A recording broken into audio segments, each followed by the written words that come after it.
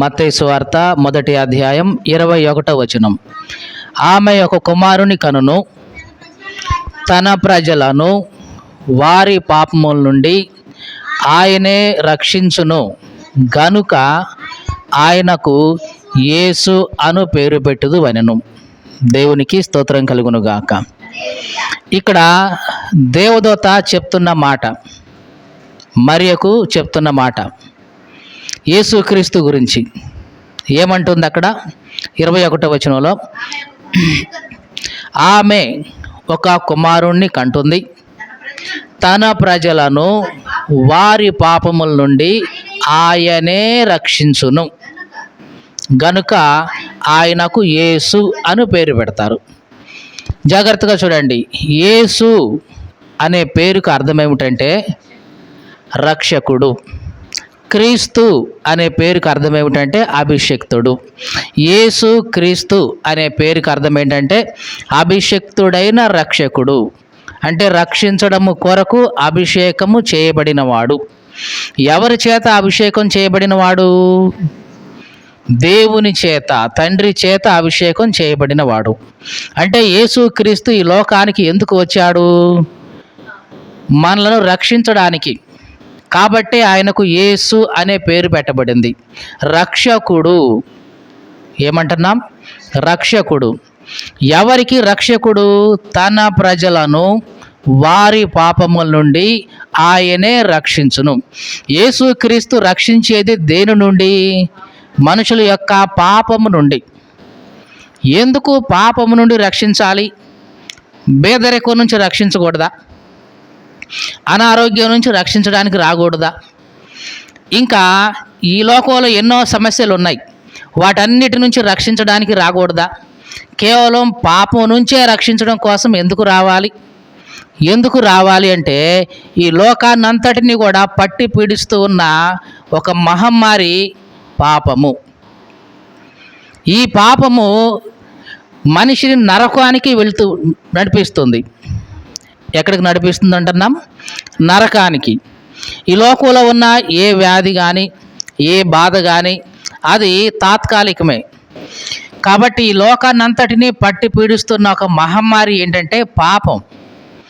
ఈ లోకంలో ఏ మనిషి అయినా ఏదో ఒక రోగం నుంచి బయటపడవచ్చు, ఏదో ఒక సమస్య నుంచి ఏదో ఒక రకంగా మనిషి తనంతట తాను ప్రయత్నం చేసి బయటపడతాడు. కానీ ఈ పాపం అనే రోగం ఉందే, ఈ రోగం నుంచి ఏ మనిషి కూడా తనంతట తాను ఎంత ఖర్చు పెట్టినా, ఎంత ప్రయత్నం చేసినా దాని నుంచి బయటికి రాలేడు. ఇది మనిషి వల్ల జరిగేది కానే కాదు. అందుకోసం దేవుడు పాపము నుంచి రక్షించేవాడిగా ఈ లోకానికి వచ్చాడు. ఒకవేళ ఈ లోకాన్ని పట్టి పీడిస్తూ ఉంది పేదరికమే అయితే, పేదరికంలోంచి ఎట్లా బయటపడాలి అని అందరికీ బోధించడానికి కోసం యేసుక్రీస్తు వచ్చి ఉండేవాడు. లేదు, ఈ లోకంలో మనిషిని ఇబ్బంది పెట్టేది అనారోగ్యం అయితే అందరికీ ఆరోగ్యం కలిగించడం కోసం ఆరోగ్య ప్రదాతగా వచ్చేవాడు అంతే. కానీ యేసుక్రీస్తు అందుకోసం రాలేదు. మరి అట్లా కనుకుంటే యేసుక్రీస్తు దగ్గరికి వచ్చిన వారికి మరి ఆరోగ్యం రాదా అండి? క్షేమం రాదా అండి? లేకుంటే సమాధానం రాదా అండి? అనారోగ్యం నుంచి విడుదల రాదా అండి అంటే వస్తుంది. కానీ మెయిన్ కాజ్ ఏంటంటే, ప్రాముఖ్యమైనది ఏంటంటే పాపం నుంచి విడుదల.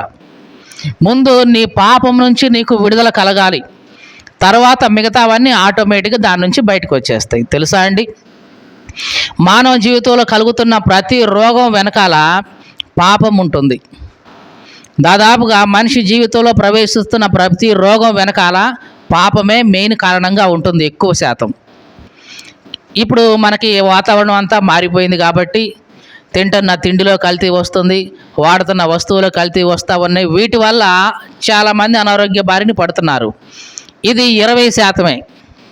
మిగతా 80% రోగం వెనకాల కారణం పాపం ఉంటుంది. ఒక మనిషి పాపం నుంచి విడిపించబడితే ఆటోమేటిక్గా తన హృదయంలో ఉన్నటువంటి రోగం నుంచి బయటపడతాడు, అనారోగ్యం నుంచి విడుదల పొందుతాడు, అశాంతి నుంచి విడుదల పొందుతాడు, అసమాధానం నుంచి విడుదల పొందుతాడు, తనకున్న సమస్తం బాధల నుంచి కూడా విడుదల పొందుతాడు.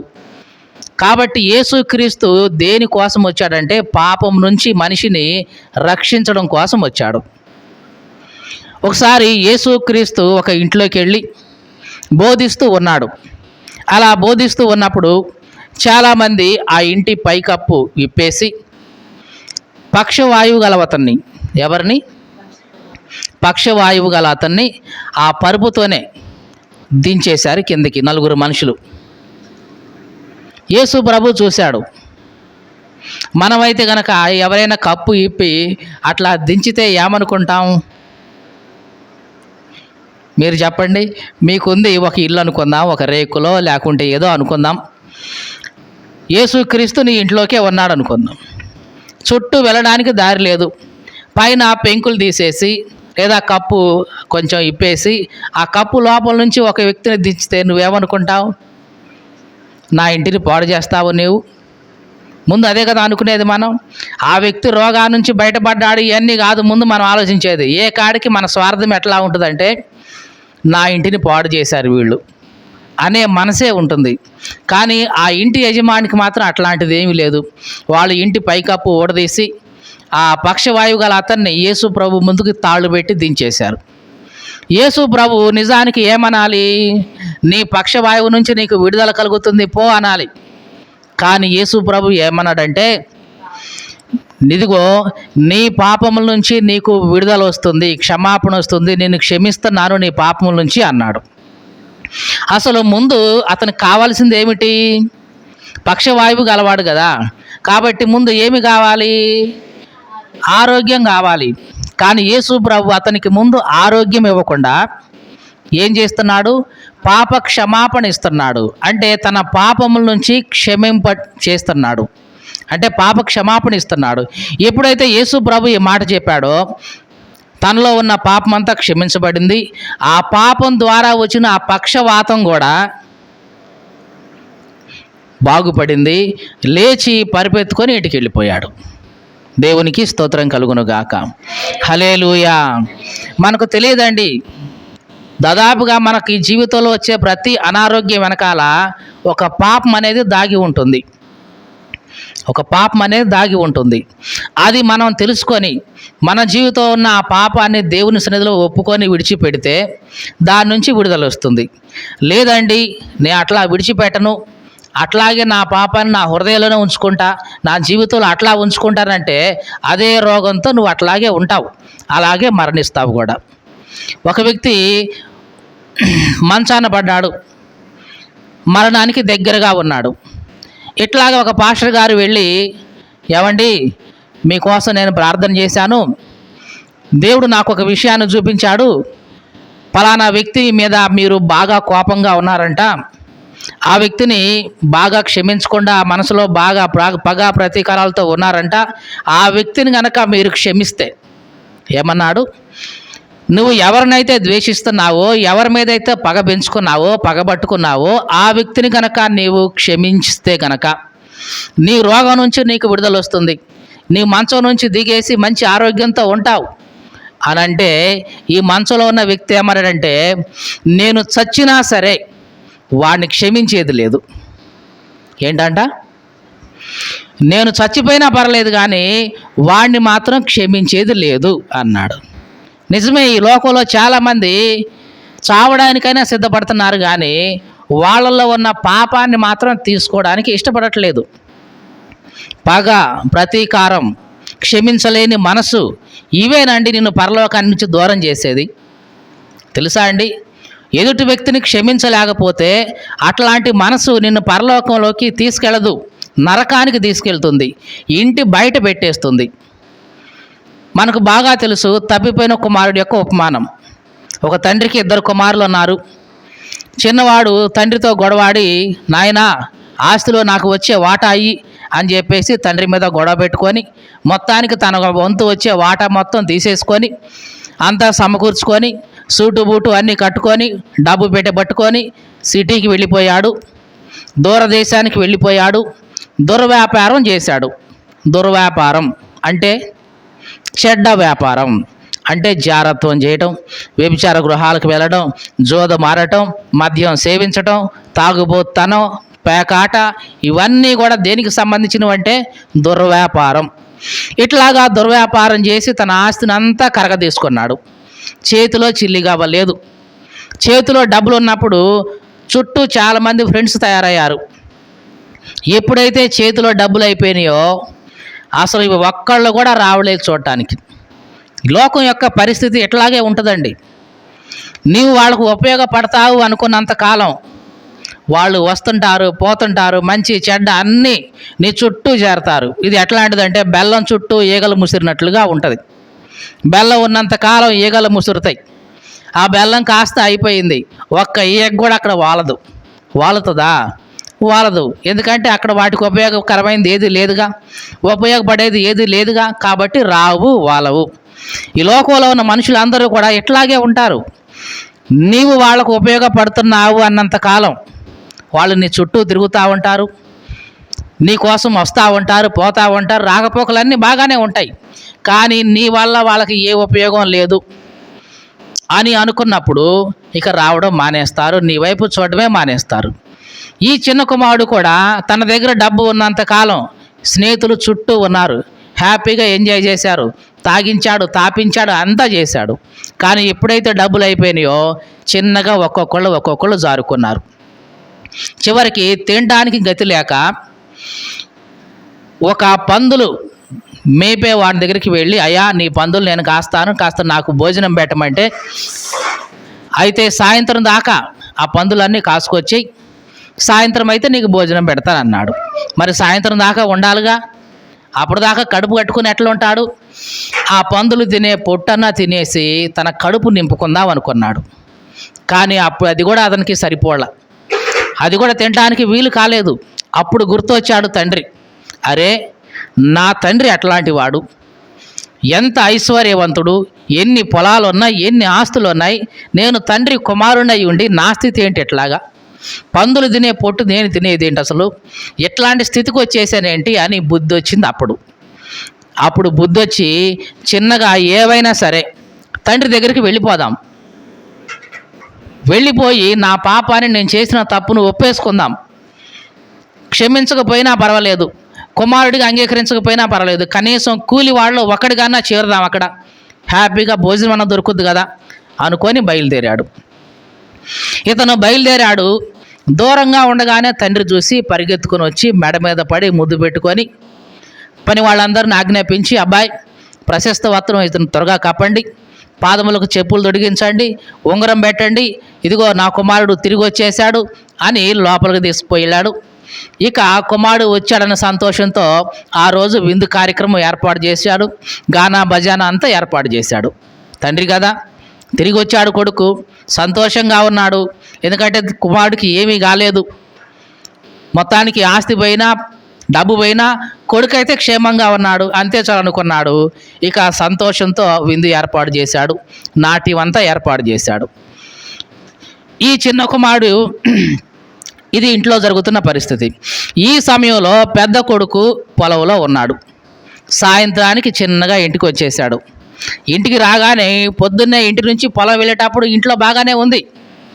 సాయంత్రం వచ్చేటప్పటికి ఇల్లంతా కోలాహలంగా ఉంది, హడావుడిగా ఉంది. ఏంటి పొద్దున బాగానే ఉందిగా వెళ్ళేటప్పుడు, సాయంత్రం అయ్యేసరికి ఇదేంటి ఇదంతా అనుకొని పక్క ఉన్న పనివాడిని అడిగాడు, ఏంటబ్బాయి ఏంటిది అని అంటే వాడు చిన్నగా చెప్పాడు, ఏమి లేదండి, మీ తమ్ముడు గారు తిరిగి వచ్చారండి, క్షేమంగా తిరిగి వచ్చారండి, కాబట్టి మీ నాన్న సంతోషంతో విందు ఏర్పాటు చేశాడు, ఇదిగో ఈ గానా బజానా ఇవంతా కూడా దానికోసమే అన్నాడు. ఇక పెద్ద కుమారుడు చిన్న కుమారుడిని అంటే తన తమ్ముడిని, తన సహోదరుడిని క్షమించలేకపోయాడు. వీడు లోపలికి రావడమా, వీడిని లోపలికి రానివ్వడం మా తండ్రి అస్సలు రానిచ్చేది లేదు, వీడిని క్షమించేది లేదు, వీడు క్షమాపణకు అర్హుడు కానే కాదు. వీడు ఆస్తి అంతా 2 భాగాలు చేసింది కాక ఆ ఆస్తిని తీసిపోయి మొత్తం వేశ్యలతో జారత్వం చేసి అంతా కూడా కరగ తీసుకుని వచ్చి ఏ ముఖం పెట్టుకొని ఇంట్లోకి వచ్చాడు. సరే వస్తే వచ్చాడు, ఏ ముఖం పెట్టుకొని మా నాన్న వీడిని లోపలికి రానిచ్చాడు, ఎట్లాంటి వాడిని లోపలికి రానిస్తే నేను ఎందుకు వస్తా లోపలికి అని బయటే ఉండిపోయాడు. తండ్రి వచ్చాడు, నానా ఏంట్రా బయటే ఉన్నావు, రారా లోపలికి అని అంటే తండ్రితో అంటున్నాడు, ఇదిగో ఏమంటున్నాడు, తండ్రి అని కూడా పిలవట్లా, ఇదిగో ఈ నేల నుంచి నీ దగ్గర ఉన్నా, నీ మాట జవదాట్లా, నువ్వు చెప్పినట్లే చేశా. ఏనాడైనా అరే ఇదిగోరా ఒక మేకపిల్ల తీసుకొని పో, నీ స్నేహితులతో సంతోషంగా ఉండురా అని ఏనాడైనా అన్నావా నువ్వు? అనలా. పైగా నీ చిన్న కొడుకు రాగానే వాడి కోసం ఇదంతా ఏర్పాటు చేశావా అని అన్నాడు. తండ్రి అన్నాడు, అరే నువ్వు అట్లా అనకూడదురా, వాడు నీ తమ్ముడురా, తప్పిపోయి తిరిగి వచ్చాడురా, కాబట్టి మనం ఇప్పుడు సంతోషపడాలి అనంటే పెద్ద కుమారుడు బయటే ఉన్నాడు. జాగ్రత్తగా చూడండి, యేసు ప్రభు చెప్పిన ఈ ఉపమానంలో పెద్ద కొడుకు ఇంటిలోకి వెళ్ళాడు అని కానీ, ఇంటి బయటే అట్లాగే ఉన్నాడు అని కానీ చెప్పలా. కానీ ఒకవేళ పెద్ద కొడుకు తన తమ్ముణ్ణి, తన సహోదరుణ్ణి క్షమించే మనసుంటే ఇంటి లోపలికి వస్తాడు. క్షమించలేని మనసు అట్లాగే ఉంటే ఇంటి బయటే ఉంటాడు. మీకు అర్థమైందండి? ఇక్కడ ఇల్లు అంటే పరలోకం, దేవుని ఇల్లు. నీ సహోదరుణ్ణి క్షమించే మనసు నీకుంటే నీవు ఇంటి లోపలికి వెళతావు, అంటే పరలోకం లోపలికి వెళతావు, దేవుని గృహంలోకి వెళతావు. ఒకవేళ క్షమించే మనసు నీకు లేకపోతే పరలోకం బయటే ఉంటావు. పరలోకం బయట అంటే ఇక చెప్పనక్కర్లేదు, అది ఏ స్థలం? అది నరకంలోనే ఉంటావు. అంటే క్షమించే మనసు నీకు ఉండాలి, క్షమించడం అలవాటు అవ్వాలి. దేవునికి స్తోత్రం కలుగును గాక. హల్లెలూయా. ఈ క్షమించలేకపోవడం అనేది కూడా మానవ హృదయంలో ఉన్న ఒకానొక పాపం అండి. మనం అనుకుంటాం ఇది పెద్ద పాపమేం కాదులే అనుకుంటాం. లేదు లేదు, అసలు నిన్ను పరలోకం నుంచి బయట ఉంచేదే ఆ పాపం, క్షమించలేని పాపం. కొంతమంది వాళ్ళ అత్తల్ని క్షమించలేరు, ఎందుకంటే వచ్చినప్పటి నుంచి, కాపురానికి వచ్చినప్పటి నుంచి రాచి రంపాన్ని పెట్టింది కదా, అస్సలు క్షమించరు. ఎంత హింస పెట్టింది ఏమా, ఈ ముసలిది అట్లాగే జావాలి మంచంలో, నీళ్ళు ఇచ్చేది లేదు, అన్నం పెట్టేది లేదు. నేను కాపురానికి వచ్చిన కొత్తలో నన్ను ఎట్లా చూసింది, దాని ఫలితం అవి అనుభవించాలి అని క్షమించే మనసు ఉండదు. కొంతమంది అత్త మామల్ని ఇట్లా చూస్తుంటారు, తోడి కోడల్ని ఇట్లాగే చూస్తుంటారు. జాగ్రత్త, ఈ మాటలు వింటున్న ప్రియ సహోదరి సహోదరుడా, నువ్వు ఎవరివైనా సరే క్షమించే మనసు నీకుంటే పరలోకంలో ఉంటావు. క్షమించే మనసు నీకు లేకపోతే పరలోకంలో బయటే ఉంటావు, అంటే నరకంలోనే ఉంటావు. అందుకనే యేసుక్రీస్తు ఈ లోకానికి వచ్చింది ఎందుకంటే నీకు క్షమించడం నేర్పడానికి. ఆయన ఎంతగా క్షమించమన్నాడంటే, ఇదిగో నీ సహోదరుని క్షమించాలి. సహోదరునేనా, శత్రువును కూడా క్షమించాలి. ఎవరిని క్షమించాలి? శత్రువును కూడా క్షమించాలి. ఆయన ఊరికే మాటలు చెప్పి పోలేదు, చేసి చూపించాడు. యేసుక్రీస్తు శిలువ మీద ఉన్నప్పుడు, చనిపోతున్నప్పుడు సైతం కూడా తనను అనవసరంగా హింసించి, నిందించి, అబద్ధంగా సాక్ష్యం చెప్పేసి వాళ్ళ కోసం, తన శత్రువుల కోసం ఆయన ప్రార్థన చేశాడు. తండ్రి, వీరేం చేస్తున్నారో వీళ్ళకి తెలియదు, వీళ్ళను క్షమించు అని శత్రువును కూడా క్షమించమని ప్రార్థన చేయడం నేర్పించాడు. ఇది యేసుక్రీస్తు మనకు నేర్పిస్తుంది. కాబట్టి యేసుక్రీస్తు మన హృదయంలో ఉన్నటువంటి పాపములన్నిటి నుంచి మనకు రక్షణ ఇవ్వడానికి వచ్చాడు. దేవునికి స్తోత్రం కలుగును గాక. హల్లెలూయా. అందుకోసమే దేవుని వాక్యం ఏమి సెలవిస్తుందంటే, తన ప్రజలను వారి పాపముల నుండి ఆయనే రక్షించును. ఆయన కూడా రక్షించును అని కాదు, మీకు అర్థమైందండి? ఆయనే రక్షించును అంటే he is the one and only saviour, there is no secondary.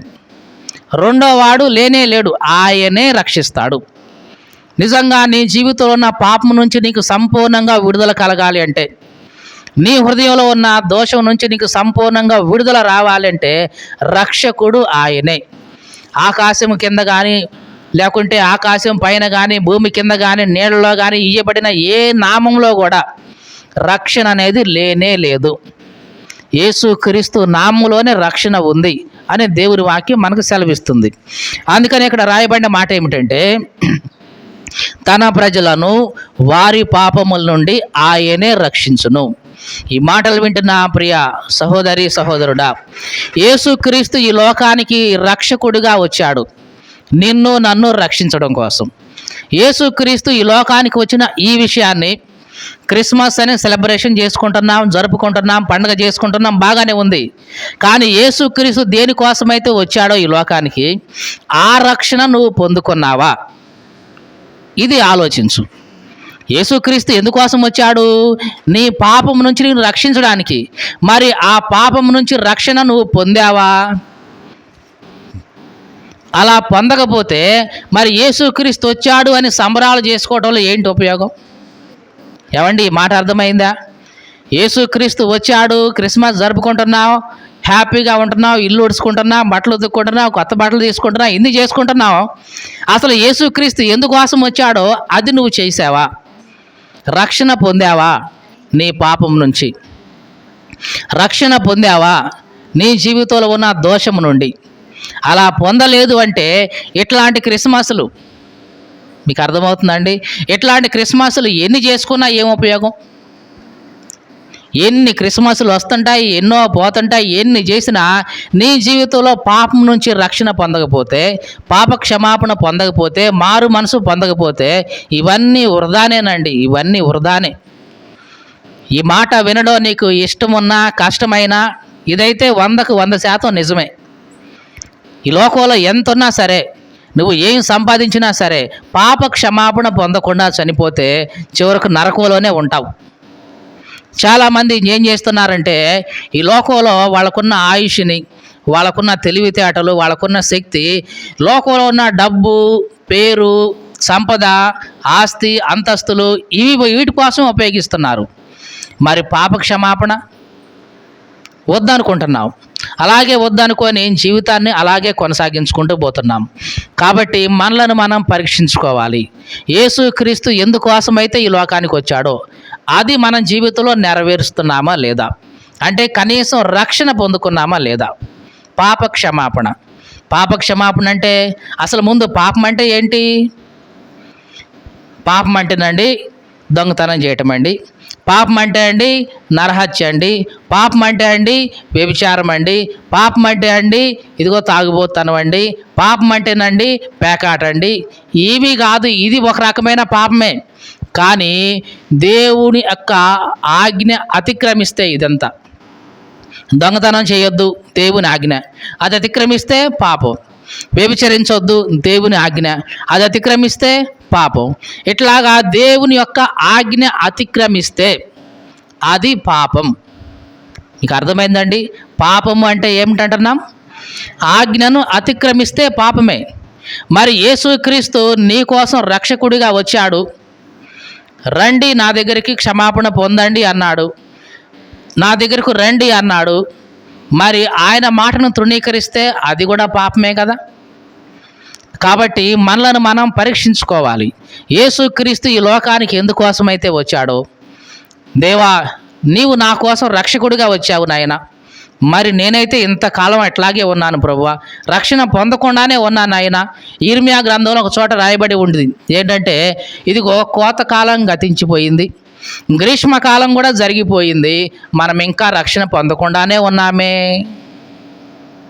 మన భాషలో చెప్పాలంటే క్రిస్మస్ వచ్చిపోయింది, జనవరి వచ్చిపోయింది, తర్వాత ఈస్టర్ వచ్చిపోతుంది, మనం ఇంకా రక్షణ పొందలేదే అని అనుకోవాలి.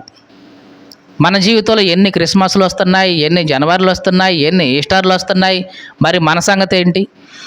ఎంతకాలం ఇట్లా ఉంటాం రక్షణ పొందకుండానే? యేసుక్రీస్తు వచ్చిన కారణం అదేనండి. చాలామంది అనుకుంటారు యేసుక్రీస్తు అండి మన దశంభాగాల కోసం వచ్చాడండి, యేసుక్రీస్తు అండి మన నుంచి ఏదో ఆశించడం కోసం వచ్చాడండి. ఇవి కాదండి. దేవుడికి నీ నుంచి కావాల్సింది ఏమీ లేదు. ఆయనే నీకు సమస్తం ఇస్తున్నాడు. నీకు ఆరోగ్యం ఇచ్చేది, బలం ఇచ్చేది, శక్తి ఇచ్చేది, నీకు జీవితం ఇచ్చింది, జీవించేది, నీకు ఆయుష్కాలం ఇచ్చేది, క్షణం క్షణం నీకు ఊపిరిచ్చేది ఆయనే. నీ నుంచి ఆయన ఏమీ ఆశించేవాడు కాదు.